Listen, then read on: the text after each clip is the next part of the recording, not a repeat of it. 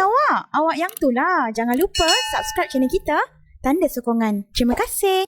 Okay, so let's continue question number 7 Okay, kita terus mulalah. Tak tahulah sempat ke tak ni nak habis. Okay, kita laju sikit lah. Okay, 1 jam. Alright, so question number 7. Okay, so 2 narrow slits separated by 2 millimeter illuminated by a light with lambda. Here is the value of the wavelength. The screen is placed 6 meter from the slits. Okay, distance between adjacent bright fringes. Alright, so distance between adjacent bright fringes maknanya jarak antara dua bright fringes yang bersebelahan. Tak kisahlah soalan tu dia tanya kira jarak antara two adjacent bright fringes or dark fringes. Okay, kita masih gunakan formula yang sama. Okay, sama ada bright or dark. Okay, so gunakan formula terus, guna formula delta Y. Okay, you check dekat the list of the formula. So kalau formula delta Y tak bagi, dah bagi dah pun guna saja. Okay, so delta Y is equal to lambda D over D. Okay, so make sure to 0.4 millimeter. So masukkanlah nilai yang betul. Okay, so lambda, so 2 markah untuk gantian maknanya you masukkan dengan nilai yang betul dalam equation yang betul. Okay, kalau equation pun salah, langsunglah tak apa-apa. Equation tu pilih yang betul lah. Boleh So dapatlah delta Y. So dekat sini tak kisahlah kalau dia sebut dark pun sama. Jalan kerjanya sama saja. Okay, kita akan guna formula ini. Iaitu delta Y adalah jarak antara dua fringe yang bersebelahan. Iaitu Y yang pertama dengan Y yang kedua. Okay, Y yang keempat dengan Y yang kelima. Mesti bersebelahan. Dia tak boleh. You kata delta Y adalah jarak antara Y yang ketujuh dengan Y yang kelima. Tak boleh, ni salah. Dia mesti 7, 6, 5, 4. Mesti yang bersebelahan. Okay, ingat tu. Okay, so 1.55. So this is the answer. Check your paper kalau you buat. Kalau tak buat tu saya dah tak boleh paksa dah. Okay, distance the third dark fringe from the central bright fringe. Okay, ini kita dah buat banyak kali. Third dark order number dia bukan 3. Okay, sebab ini adalah double slits. Okay, double slits. Okay, so third dark M dia is equal to 2. Okay, dark yang ketiga. Kalau third order dark, okay, M dia sama dengan 3. Okay, so kiralah number 2. Okay, so delta Y is equal to, delta Y pula, YM is equal to, pilih formula yang betul untuk dark, untuk double slit. M plus half lambda D over D. Okay, pilih formula yang betul. Okay, so third dark kita tahu that the number of order, tulis tepi ni where M is equal to 2. Okay, lepas tu baru you substitute satu-satu. Buat satu-satu lah. Okay, so masukkanlah balik nilai dia. Kalau ada yang tanya saya, kalau dah kira delta Y dekat atas, kan boleh tak yang ni awak nak masukkan ni? Delta D pula, lambda D over D. Boleh tak saya nak masukkan nilai yang saya dah kira dekat atas ni? Dia kata boleh tak saya nak masukkan terus? Kan? 1.55. Jawapannya boleh. Jawapannya boleh lah sebab sama. Delta D over D. So dia akan darab je terus sini. Simple lah jadinya. 1.55 eksponen negatif 3. Kalau tak nak masukkan macam tu pun tak apa. Masukkan macam biasa lah. Gantikan macam biasa lambda berapa, D berapa. Tapi sebab kita dah tahu lambda D over D ni kita dah kira ke atas. Sebab kebetulan soalan ni berkaitan dengan atas kan. Boleh lah. Kalau tak buat menu pun boleh Sama je mana-mana. Ini cuma supaya kita tak tekan kalkulator berkali-kali lah. Kan benda dah ada kita guna balik. Okay, so jawapan samalah. Okay, ini saya masukkan nilai lambda D over D lambda D over D. Okay, so finish that one. Kita laju sikit sebab sejam je hari ni. Okay, so for question B. Okay, so 7B1 okay, kita baca dulu. A monochromatic light of wavelength, so the wavelength is given, is incident on a single slit. Okay, this is single slit and forms a diffraction pattern on the screen. Okay, so awak highlightkan lambda, capital D, the distance of the fifth dark fringe. Okay, from the center is 20 mm. So ini nilai apa? Y fifth dark yang kelima ataupun fifth order. Kalau untuk single slit tak perlu tolak 1. Okay, fifth dark M is equal to 5.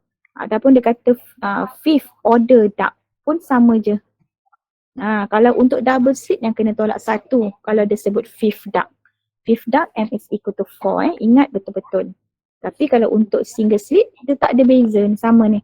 Fifth dark or fifth order dark. Apa satu ini? Fifth order dark. Fifth order dark. Sama. M is equal to 5. Okay. So, kita guna maklumat yang diberi, kita nak kira size of the single slit. A. Kita nak kira A dekat sini. Okay. So, kita cerita pasal dark. Okay. Mesti guna formula dark lah. Okay. Where Ym is equal to M lambda D over A. Okay. So, nak kira Ym kita kat sini, where M, the order number is 5. Okay. So, Y5, 5 lambda D over A. So, A masukkan nilainya lah. 5 lambda is equal to 512 nanometer, negative 9.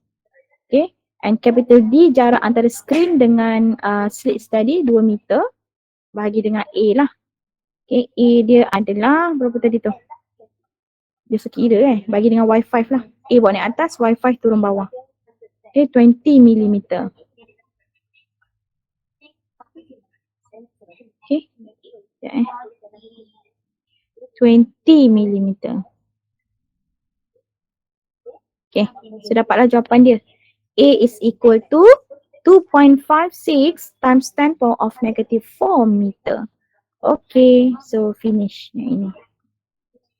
Okay, the distance of the fourth bright fringe from the central bright fringe. Ni pun sama. Okay, fourth bright fringe, which is Y5 bright. The order number is 5. Guna formula saja, simple So question number B2 saya buat kat tepi ni. So kita akan guna formula untuk bright bright fringes. Okay. So Ym, yang kalau tadi M lambda D over A. Kalau untuk single slit, untuk bright dia adalah M plus half. Terbalik dengan double. Terbalik dengan double slit. So kita nak Y fifth okay, fourth. Maaf fourth bright fringe. For B tu adalah bright. M is equal to 4. Okay, so M is equal to 4. So M plus half. Okay, lambda. Tak muat ni. Y4. 4 plus half. Lambda 512 nanometer. D is 2. Bagi sama je. A tadi kita dah dapat. A daripada soalan B1 dekat sini tadi, kat tepi, belah kanan ni. Okay. 2.56 2.56 exponent negative 4. Kan? 8 ni tak ada kat sini ni. Okay. So, sama dengan berapa? Okay, so, 1.8 power of berapa tadi Hamid? Negatif 2 meter. Okay, betul samalah dengan wengkang. So, ini yang betul. So, okay, mungkin dalam skema ni tersilap. Okay. So, finish. Okay, question number 7. Okay, so let's proceed to question number 8. Okay, ada 3 soalan. Okay, 5 markah. So, the photoelectric effects experiment was conducted using a metal work function. So, the metal work function is given dalam unit electron volt. Okay, remember. Okay, tengok unit dia. Joule ke electron volt. And given the stopping potential is 2 volt. Alright, question number A. So, I will take out all the information given. Okay, macam tu. Okay, W0. Dia bagi 1.5. Okay, tukarkan dulu kepada joule. Sebab ni dah kira threshold frekuensi ni. Okay. Tukarkan dulu kepada joule. Kita tahu apa? Remember, 1 EV is equal to 1.6 times 10 power of negative 19 joule. Okay, yang ini ingat. Okay. Rasa kat depan pun dia bagi kot, cuba check Kalau tak bagi kena hafal lah. Okay, jadi 1.5 elektron volt tu tukar lah. So W0 dia akan jadi 1.5 elektron volt darab 1.6. Kan 1 EV. So potong. Okay, so W0 tu dapat berapa? Ini kalkulator saya. Cuba dulu. 1.6 exponent negative 19 times 1.5. Okay, so 2.4 exponent negative 19 joule. Boleh jawapan lagi, sorry. Okay, kita baru tukar kan. So dia nak tanya threshold frequency.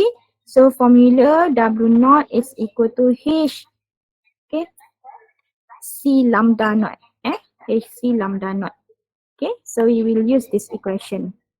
Okay, carilah lambda. Okay, so lambda naught is equal to HC over W0. Okay, so masukkanlah nilai dia.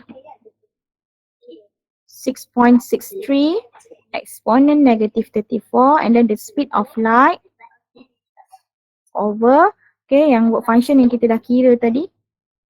Tolong check check sekali. Sama tak dengan jawapan saya ni? Okay, 8.29 exponent negative 7 meter. Tolong check, tekan kalkulator. Kan macam tadi salah pula. Sama dia. Sama Okay, good.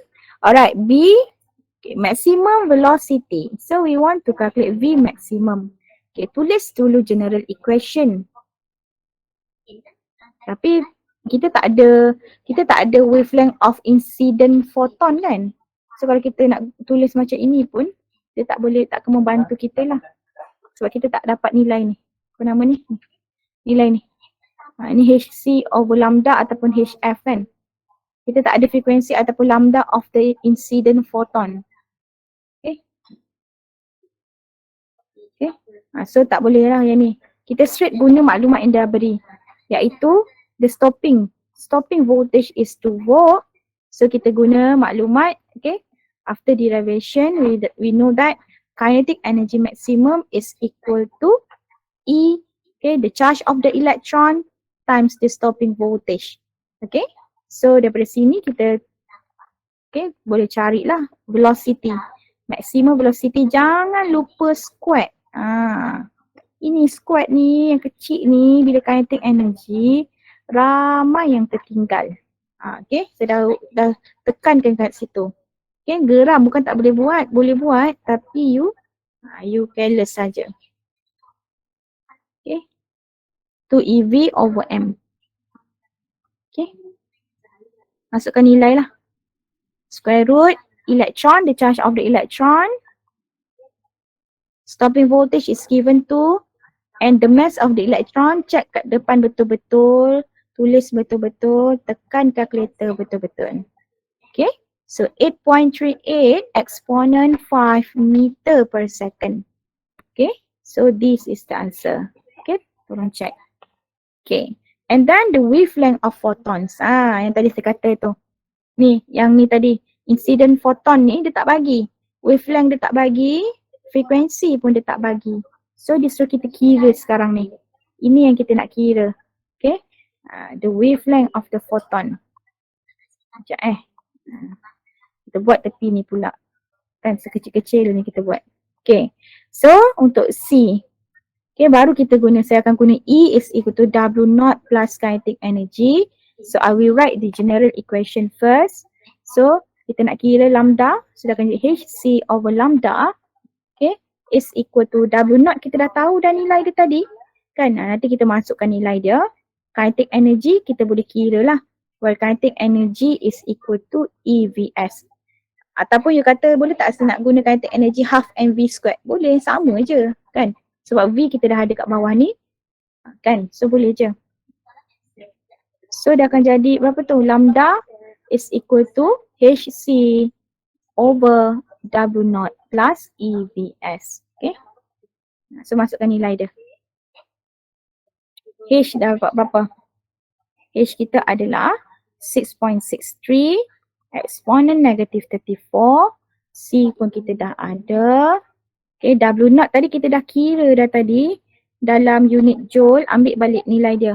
Okay, dekat soalan A tadi, 2.4. This one 2.4 eksponen, betul tak? Betul 2.4 eksponen negatif 19. Tolong cek 2.4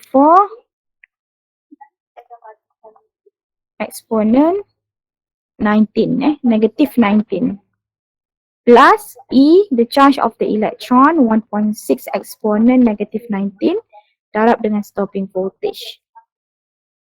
Okay, tolong cek sama tak ini jawapannya. Okay,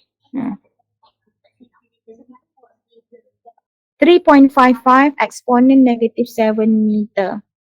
Dapat? Dapat. Sama Okay, good. Alright, question number 9. Okay, so let's proceed question number 9. Saya tulis kat bawah ni. Okay, question number 9. 3 markah saja. Okay, so here we have a particle is moving 5 times faster than proton. Okay, kita maknanya kata speed of the particle is 5 kali ganda. Dua-dua pun P proton and particle. Proton saya letak PN, proton. Okay. And then given that the ratio of the de Broglie's wavelength of the particle to the proton. Okay, baca ratio tu baca. Dia sebut siapa dulu yang pertama? Wavelength siapa? Wavelength particle to the proton. Okay, maknanya kalau kita tulis dia punya ratio lambda particle over lambda proton. Baca betul-betul. Bukan lambda proton over lambda particle. Kalau dia kata the ratio of the de Broglie's wavelength of the proton to the particle, baru terbalik. Tengok siapa yang dia sebut dulu. So particle kan, lambda P lah. Over lambda proton. Macam tu Okay, lambda P over lambda proton. Okay, this one. Iaitu sama dengan 3.432 eksponen 4. Ratio tak ada unit tau. Okay, so calculate the mass of the particle. So soalan tanya what is the mass of the particle. Okay, so kita guna maklumat ratio tadi. Okay, dan kita akan guna maklumat speed. Kita tahu formula lambda kita akan pakai untuk particle. Lambda is equal to H over, so kita ada speed tadi kan. Kita akan guna formula yang ini. Okay, M is the mass of the particle. Okay, ataupun mass of the proton, V the speed. Okay, so tulis dah balik, jangan careless. Okay, so lambda P over lambda Pn proton, okay, is equal to H over mass of particle times Vp, speed of the particle, bahagikan dengan ini lambda proton is equal to H over mestilah mass of proton. Mass of proton dekat depan dah ada. Speed of proton. Okay. Keluarkan. Okay. Lepas tu yang you nak potong siap-siap ni boleh potong siap-siap. Okay. So gantikanlah nilai yang kita dah ada. Is equal to, okay, dah akan jadi mass of proton, simplifykan dia punya fraction tu, over mass of particle, V particle. Boleh Okay. So you masukkanlah nilai dia. Saya buat kat bawah. Turun sikit lagi. Question number 9 Okay. So dia akan jadi, masukkanlah nilai dia terus kot Ataupun kita cancelkan dulu V tu. Saya terus substitute kat sini Ini. V, sekejap. Ini. V of proton adalah 5 kali V of electron. V of particle. V of particle, apa saya cakap merapu ni? V of particle, 5 kali ganda of V proton. Okay. So saya akan gantikan dekat sini terus. Bawah ni. Okay. Saya gantikan terus. Ini tadi. Dekat bawah ini. Okay. So, yang atas tu proton, Pn proton, bawah tu MP. So bolehlah cari. Kita nak cari mass of particle. Is equal to mass of proton darab VPN ni dah boleh cancel lah. Okay. VPN, that's mean the speed of proton cancel. over, so MP is equal to MPN over 5 times, masukkan terusan nilai mass of proton, berapa you dapat? Mass of proton check kat depan. Berapa proton punya mass? Dekat list of tu ada kan? Okay, proton mass 1.672. 1.672 exponent negative 27. Betul tak? Ke 1.672. Check betul, masukkan betul-betul lah. So 5 times 3.432 exponent 4. Okay, tolong checkkan untuk saya betul tak? Kita dapat mass of the particle yang saya ada dekat sini is lastly is equal to 9.74 times 10 power of negative 33 kg. This is the answer. Sama tak?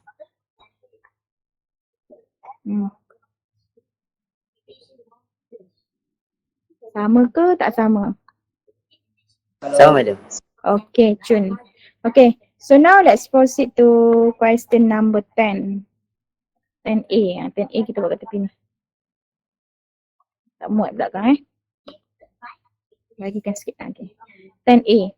Okay, so calculate the binding energy per nucleon. Okay, tengok binding energy or binding energy per nucleon. Sebab unit dia nanti lain. Binding energy unit dia mestilah joule.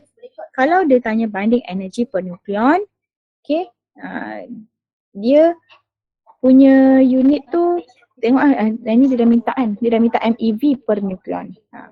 Kan MeV per nucleon macam tu. Okay. So sekarang dia bagi atomic mass. Betul tak? Dia bagi atomic mass sama macam kita buat semalam. Tapi saya ada bagi the list of constant yang baru. So for this semester, for this session, you punya list of constant tu telah diberikan hydrogen. Hydrogen punya mass. Saya check kat mana. Saya punya kertas tadi. Okay. Saya buat check kat depan tu. Ada dalam WhatsApp saya bagi. Dalam group material. Sekejap mana saya baru nak buka. Buka lah sama dalam group material. Saya ada bagi tu. Itu yang baru. Okay, list of constant untuk SEM 2. Okay, so kita ada hydrogen mass kat situ. Okay, 1.673. Sebenarnya dia lebih kurang sama dengan proton punya mass tu, 1.672. Okay, boleh 73. And then cubalah buat. Sebab dia bagi atomic mass, dia tak bagi nucleus Dia tak bagi mass of nucleus. So jangan careless dekat situ. So saya akan tulis dulu the atomic mass is 204.974401 U. Okay, kita nak cari binding energy kan. Okay, jadi soalan ni jadi senang sebab list of constant dah ada mass of hydrogen. So saya tulis lagi sekali semalam kita dah discuss. So kita tahu nak kira binding energy kita perlukan dia punya mass defect. Okay, so mass defect we can use this equation. Okay, minus the mass of the nucleus. Awak nak guna formula ini pun boleh ataupun you nak guna formula yang ini. Okay, this time we times with the mass of hydrogen. Okay, plus NMN minus mass of atom. Okay, boleh. So cuba kira dulu. Okay, ataupun ada satu lagi cara, disebabkan kita tak tahu mass of nucleus ni. Ini kan, kalau kata awak nak guna formula yang warna hijau ni, okay, untuk maklumat tambahan awak lah. Untuk kita kira mass of nucleus, walaupun soalan tak bagi, dia bagi mass of atom. Okay, kita boleh tulis mass of nucleus is actually equal to mass of atom tolak the number of proton darab dengan mass of electron. Boleh. Awak pilih lah. Okay, so awak gantikan yang ni, yang biru ni kat sini. So kalau kata boleh tak saya nak guna formula yang kali hijau ni, boleh. Tapi tengok soalan. Kalau soalan tu bagi mass of nucleus, boleh straightly substitute here. Tapi tengok sini, dia bagi atomic mass. So tak boleh lah you terus tolak macam ni. Okay, sebab belakang ini bukan mass of nucleus. So you kena kira dulu. Mass of nucleus is equal to mass of atom tolak the number of proton times the mass of electron. Okay, ataupun dan dekat sini dia mesti mass of proton. Okay, ataupun you guna formula yang inilah, mass of hydrogen, tapi kat depan ni lain. Dia adalah mass of hydrogen. Tapi belakang ni kita straightly tolak dengan mass of atom. Mana-mana cara pun jawapannya sama lah. Okay. Kalau kata kita nak guna yang kali hijau, boleh je. Cari delta M dah akan jadi Z mass of proton plus tolak yang tadi tu lah mass of atom. Kita dah ada mass of atom kan, ZMe. Okay, lepas tu kita masukkan nilai dia. Okay, the number of proton. Okay, berapa the number of proton? 81. Okay, 81 times mass of proton. Okay, mass of proton check kat depan. Okay. Sebab kita punya mass of atom dalam unit U, jangan ambil kg pula kat depan tu. So mass of proton ambil dalam unit U juga. So mass of proton 1.007277. Ambil kat depan. Dalam unit U lah.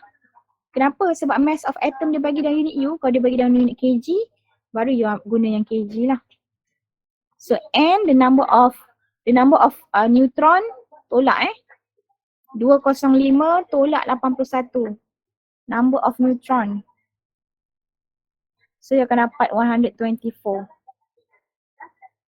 124 and the mass of the neutron, check juga kat depan. In unit U minus the mass of atom.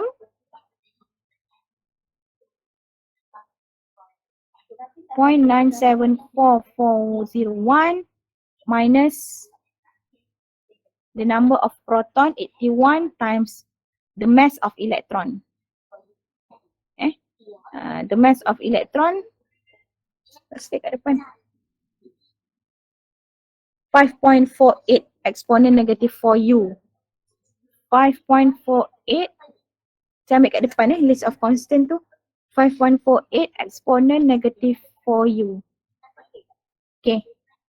Tolong kira. Sama tak dengan saya punya ni? Saya tak nak tekan calculator, awak tekan. Ni, delta M tu sama tak? Check dulu. Kalau sama kan baru proceed. Okay, baru kita boleh cari binding energy per nucleon. Okay, formula dia delta MC squared over A.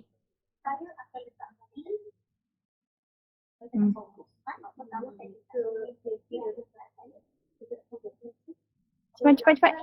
Betul tak tu 1.7, 1.7340.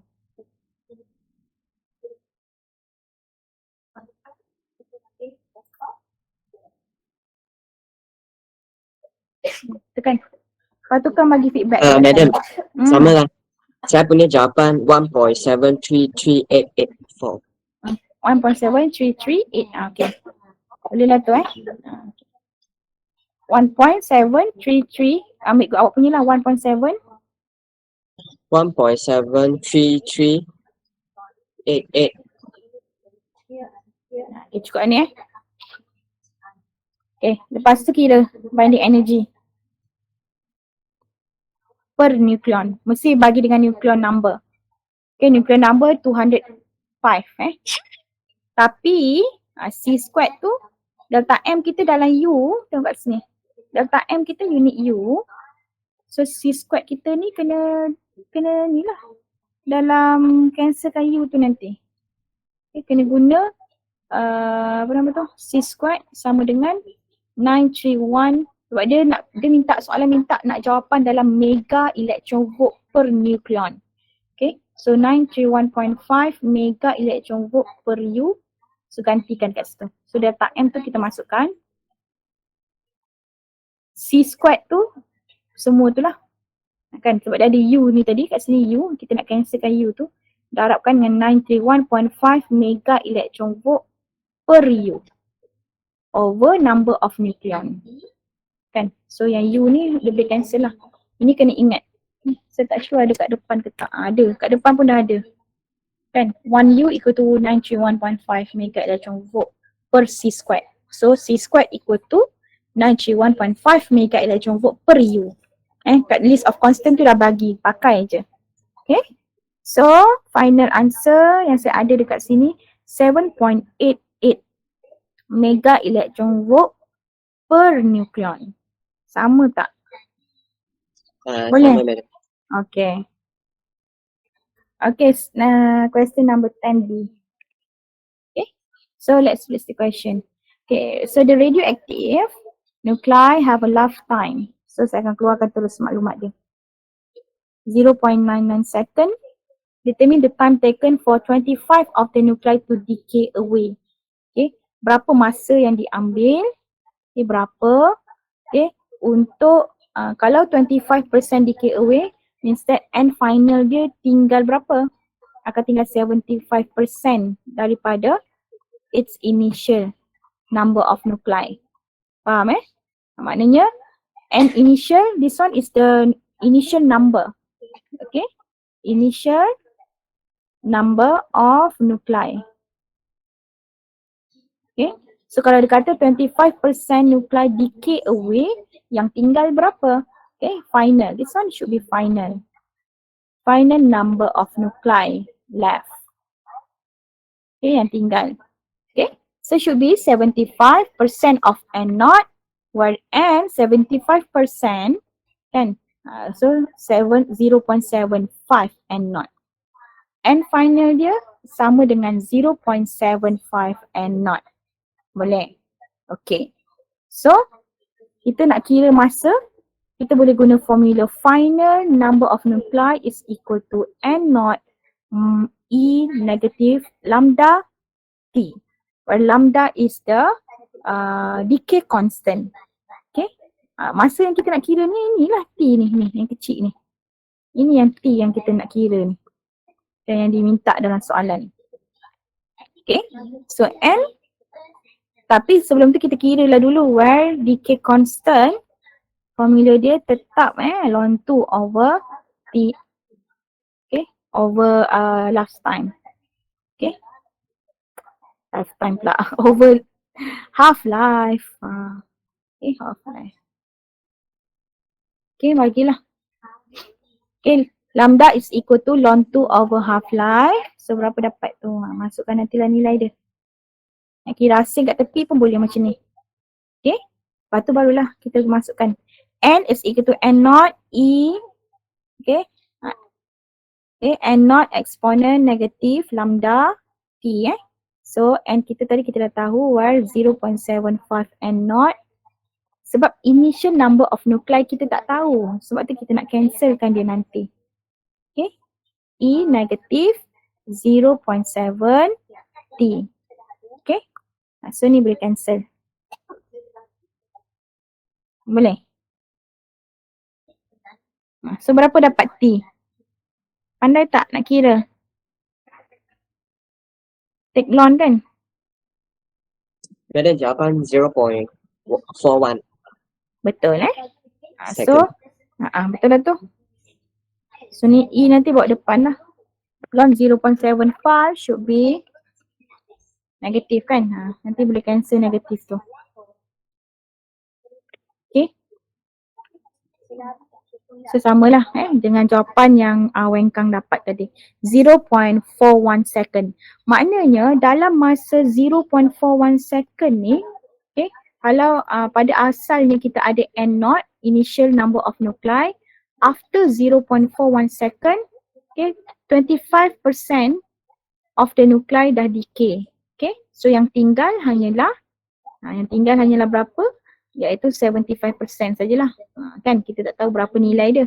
Kita tahu yang tinggal hanyalah 75% of its initial number of nuclei.